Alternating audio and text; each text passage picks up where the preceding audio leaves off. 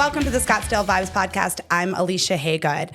As school month is here, we had Dr. Menzel on a couple weeks ago. I'm so excited to introduce you to the Be Kind People Project this week. This is something that my kids have experienced at our school. Is actually how I found out about it. Then I realized, oh my gosh, it's here in the Valley, located in Scottsdale and Phoenix, and schools throughout the nation. I had no idea it was local, how much it means to me. So I am so excited to bring you the CEO and founder, Marcia Myers, today. So we're going to take a quick break, and when we come back, we're going to have the Be Kind People Project here on the podcast. Stay tuned.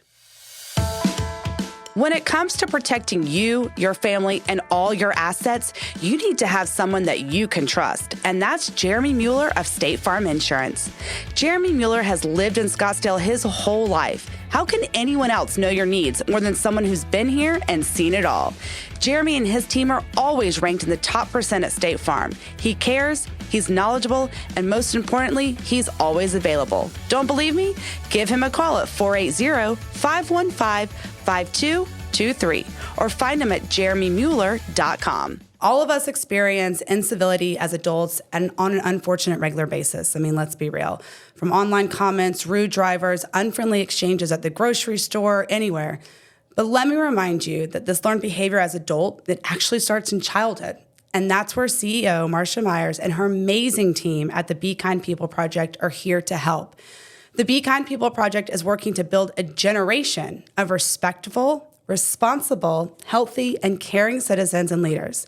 By addressing the issue on the youth level at a time when kids will listen, sometimes not in my household, but they do, these kids can now learn the skills of how to be kind people, all while they're building a foundation of how to treat others for the future. And that's where the Be Kind People Project comes in. So, Marcia, I am beyond speechless, excited, and thrilled to be at the table with you today. We also have an article in this month's Scottsdale City Lifestyle about her and the organization, so be sure to check that out. But this is your second career. I mean, you retired from corporate America after 20 years. You raised your family here in Scottsdale. And after retiring, you knew that you wanted to give back to your community somehow, which already to me connected us together because that's my purpose in life, as the community connector. So how did this idea of giving back turn into the Be Kind People Project? Well, first of all, thank you for having me here. And there is nothing that gives me more joy than to hear a parent talk about the effects of the programming that we do in schools. Because it's a solution that can help kids at school, at home, and in the community. Yeah. So back to your question. We had an unlikely start as an organization. After I retired from a corporate job, I thought that my life would be spent traveling, doing fun things, meeting with friends, and all of that is true. I just had no idea that involved in that would be starting a nonprofit organization, and that my friends would be the people with whom I work, and also a group of amazingly talented young hip-hop dancers. I mean, that's an understatement. These dancers are amazing. They are amazing in what they do, but they're also amazing people. So actually, this was the outcome from an effort that was originated in Scottsdale, that I started in 2003. Wow. It was just a party that my husband and I decided to give back to the community by honoring heroes in the infrastructure of our life, those everyday heroes who don't get recognized often enough. So we started a party called Holiday Crafts, Shirts, and Laughs. I'm not crafty, so I tried to hide that word. But it was an opportunity for women, mostly from Scottsdale and Paradise Valley, to join once a year, where we would get together, create something that would honor those who were providing services to our community. Started out with 29 women, and by 2011 had grown to 575 women. Wow.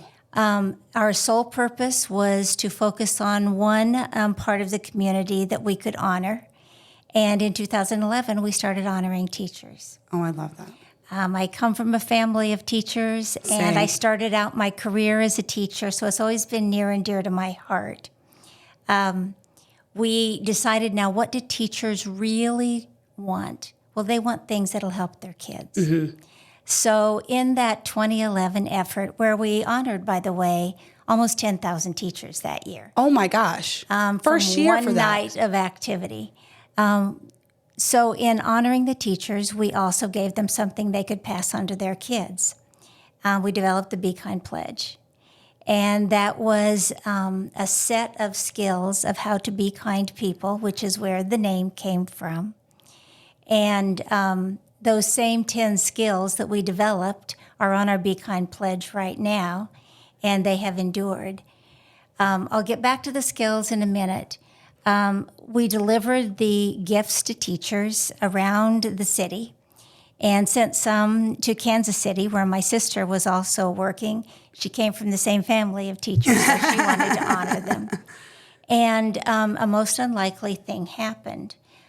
During delivering the gifts to the teachers, we took along a group of dancers who we knew that didn't have a name then, but I knew even then that we wanted to deliver gifts to teachers, and kids didn't want to hear from someone who looked like another teacher or mother or grandmother. But they would listen to dancers. So we did that, and somehow, and to this day I have no idea how or why it happened, the USA Today found out what we were doing. And I got a call from them saying, we hear you're delivering gifts to teachers across Phoenix. Is that true? Can we join you? And I will admit I was not very kind in my response, because when you start delivering 10,000 gifts in a very short time period, I thought it was like a joke or a prank call. Yeah. I guess I was too jaded towards incivility. Well, they showed up, and we talked to them. And 3 weeks later, they ran a special edition of the USA Today called Sharing in the USA. And they listed the top 10 nonprofits primed to make a true difference in America. And we were the front centerfold. Oh my gosh. There is no way we could have planned, bought, asked for anything that kind of exposure. So there was one problem. We weren't a nonprofit. We were a party. Oh. We were just a private party.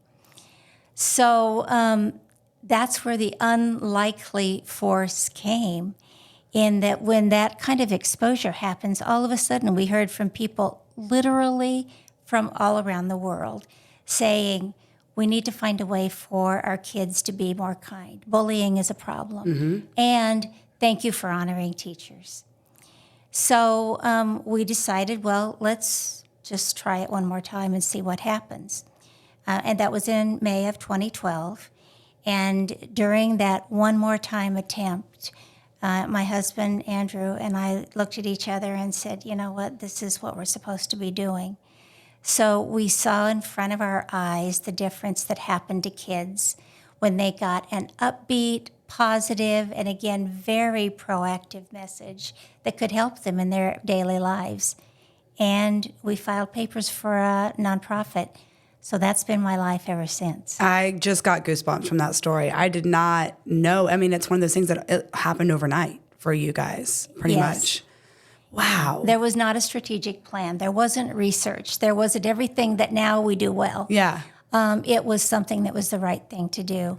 I decided, well, I'll volunteer and kind of get it on its feet and use some business skills. I didn't think that 12 years later I'd still be volunteering and still trying to use both business and now nonprofit best practices. But there's times in life when you know that opportunity and need meet, and this was one of them. That's unbelievable.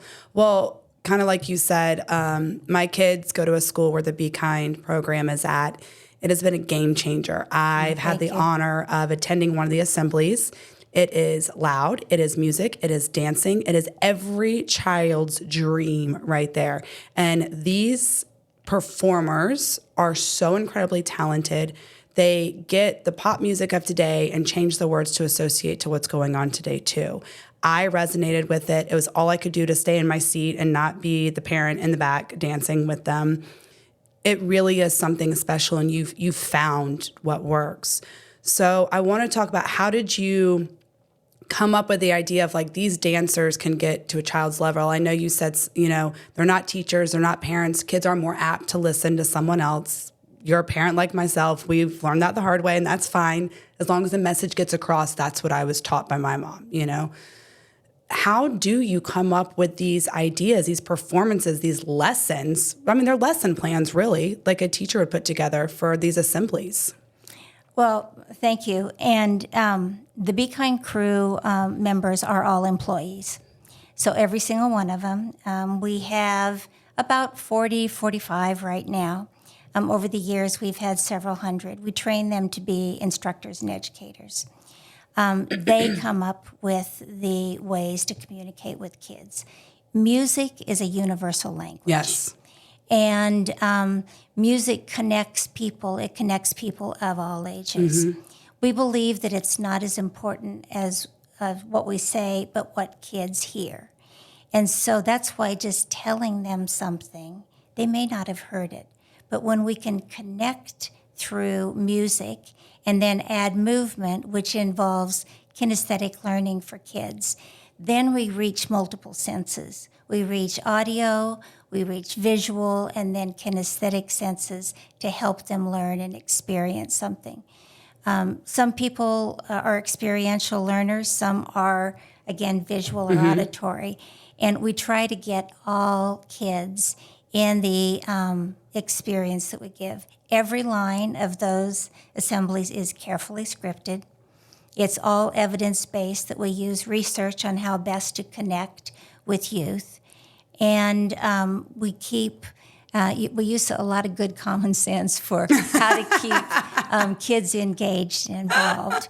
Our programs are exactly 45 minutes, and that's not to be restrictive, but that correlates with how kids work in the classroom environment.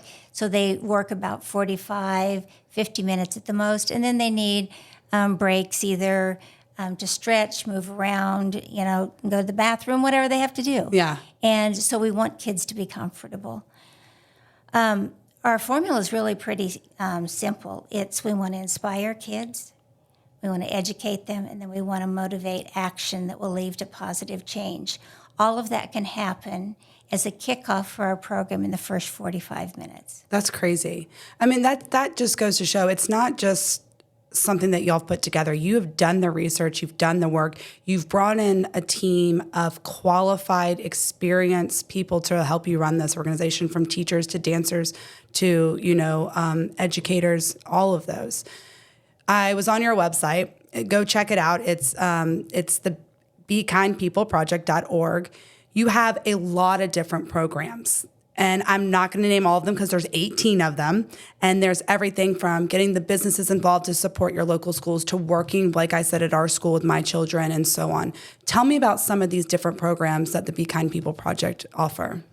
Well, first of all, we have many programs that say the same thing. Okay. And part of that is to appeal to different needs of schools or community. Everything is based on the Be Kind Pledge, as I said before. Mm-hmm. Let me just say those skills. Okay, I'm gonna quiz you. Let's go. All right.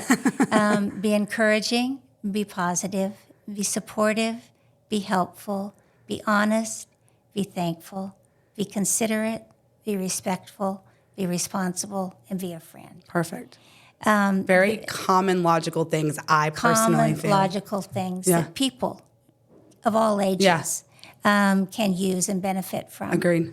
So there's different ways to communicate those. And we look at what schools need. Most of our programs, if not every single one, comes from requests from schools. Mm-hmm. We work on building relationship skills. And relationship skills are important for kids, but we also have to exercise that in working with our schools. The school where your kids are, for instance, they help us know what their kids need.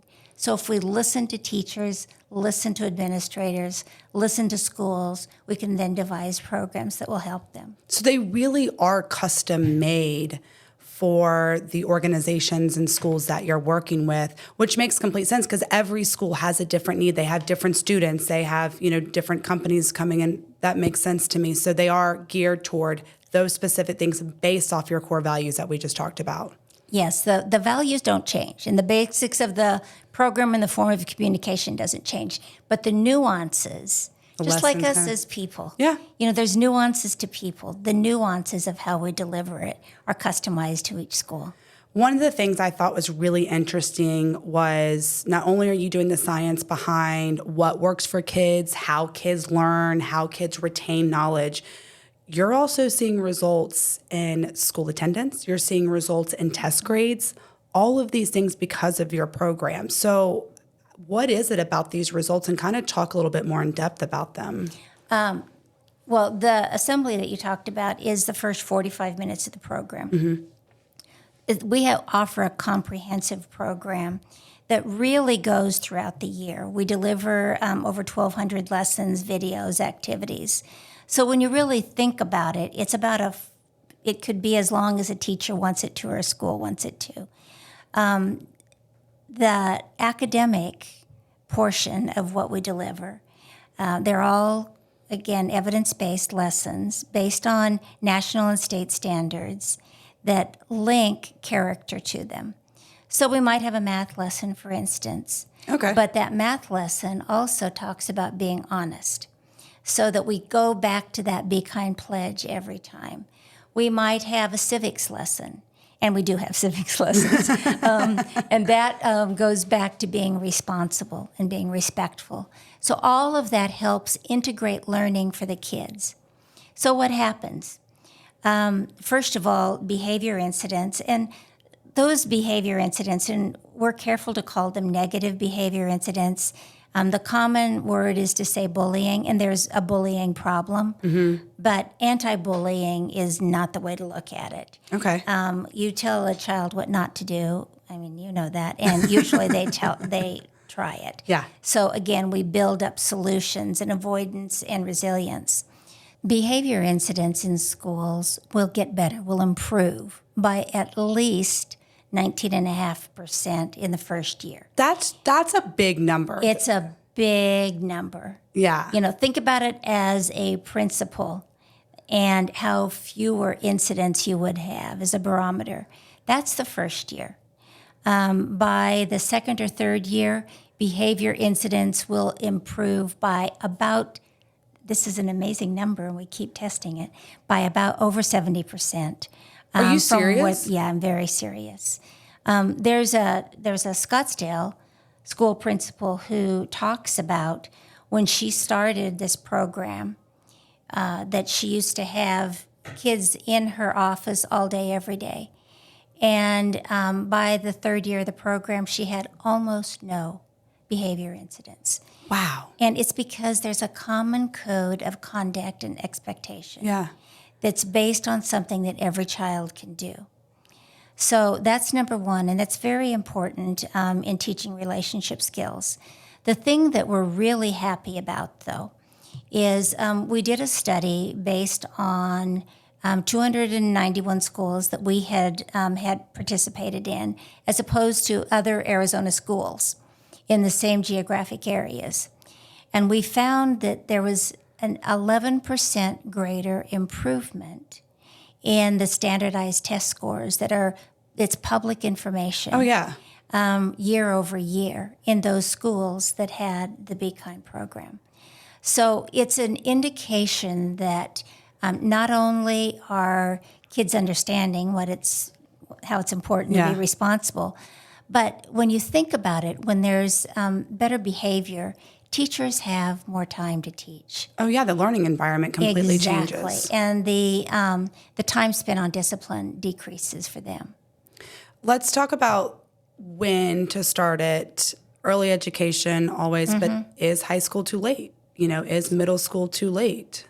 We work from kindergarten through 8th grade. Okay. And we've had multiple requests to go into high schools. Here's why we've stuck through kindergarten through 8th grade.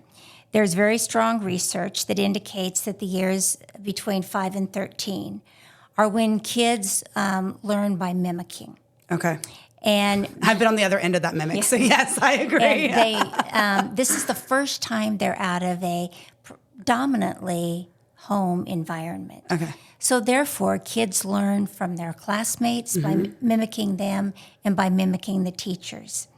There's coaches and others in their life, an extended family, but kids spend a lot of their lives between 5 and 13 in that school environment. Yes. Well, if we can help improve the school environment where all teachers, all administration, and all students have received the same code of conduct, then it is more likely that the mimicking will happen using that same basic set of expectations. So sometimes it's hard to resist trying preschool or trying high school because reach is important for any organization. But we also think that focus is important. And focus on doing what we know we do really well is very important. I think two things with that. I think you're right, because when we start going too many different directions as a business, you lose track of what your purpose was that you started. So I totally agree with that. I'm curious, and I don't know if you have any data on this. Have you seen students that have gone through the elementary, middle school, and high school, and has that high school changed since that round of students have come up into it? It's very interesting you'd say that. We have experience on what happens to junior highs. Okay. From when we started tracking, like in an entire district. Yeah. We don't have an entire district data, and we'd love Scottsdale to be the first, by the way. Let's go where Scottsdale. where we could track all of that with statistical data. Okay. Now we have anecdotal things. We have incidents of Be Kind crew members, quite a few, who experienced the program when they were in elementary school or junior high. They continued and then they joined the Be Kind crew. Okay. And so we have information, but we don't have it's called a statistical longitudinal study. We don't have that completed yet. Okay. It's kind of hard too, because when you get to high school, you have so many schools coming together at that point. It's not like elementary school where you're just kind of going in, to the next level kind of thing. That makes sense. You don't have to be a parent to experience this organization. You don't have to have kids in it. There's ways I'm sure that we can all help. So how can we help the Be Kind program as a business, as a leader, as a community, or as a parent to help get this program into their school? And if your child's not having this program in their school, you should really, really talk to your staff and administration about it. It's done wonders for my kids personally. Well, the single best thing to do is to become aware of the learning environment for the children in your neighborhood, for teachers that you might know, for grandchildren, whatever. And let us know if you think that we should talk to a school. Okay. We're happy to talk to any school. People don't have to do the work. They just need to let us know where they think there might be an issue that we could look at. And issues are very common in today's education environment. Kids face a lot. Yep, they really do. Marcia, I thank you as a parent who has kids with this. I love the program. Like I said earlier, when I got to go watch it, we have renewed the program at my school for this year. My kids have the Be Kind bookmarks that they've used all summer. They have the pencils. And we already had a program at our school to set up for good behavior and earn awards throughout the year based off that. To me, this was just another level of working together with what our school did too. And we've seen improvements. Our principal has seen less behavior issues in the 2 years that we've had it. It does work. As I was telling you before we started recording, my son's kind of an introvert, and even he came home singing some of the songs, which was great. My daughter likes to dance with them, so she'll come home and try to repeat some of the dances. It really is working, and I love the science and educational backed aspect that y'all brought into this. And it's not just, hey, let's try something. You've been around enough to know what's working and what's not, and you're continuing evolving as our society evolves. I can't say enough amazing things about it. So thank you to you and your entire team that put it on, because it is a labor of love that is very much appreciated. Thank you very much. It's an honor to do the work. Before we leave, my last question I ask everyone, and it's really funny because this is kind of the question that trips everyone up, is what is your favorite Scottsdale vibe? What's your favorite thing about Scottsdale? Oh, I have to say the restaurants. Yeah. We've just got world-class restaurants, and you can go someplace every day, and it's always friendly and wonderful food. Do you have a favorite? I'd rather. Yeah, it's hard. For me, it's like I have a favorite when I'm in the mood for this, or this is one I repeat often. But we are so privileged that we could go a different place every day and still be okay. Exactly. I find myself going back to Pomo often. Ooh, it's good. Yeah, that's often. a good choice. I love it. Yeah. Well, go check out the BeKindPeopleProject.org. As always, the link is in the description of this episode. You can also watch us on YouTube if you're not doing that now, and check it out, learn more, see how you can help as an individual, a business, or a community. And, like Marcia said, reach out if you want to talk. If you want them to talk to your school, they'd be more than happy to help. Thank you so much for everything you do, and continue to make this community a better place for us all. Have a good school year. Thank you. All right, stay tuned. We'll have calendar events right when we get back. Buying a home can be scary and sometimes frustrating, but all of that can go away with the right realtor. And that's where Shawn Shackleton with the Shackleton Group is here for you. Shawn has over 25 years experience in real estate. She's here to get you what you want and won't settle for less. She's experienced, knowledgeable, and understands this market, which these days is always changing. Take the stress out of your next home purchase by calling Shawn at 480-734-7277. You can also find her at theshackletongroup.com.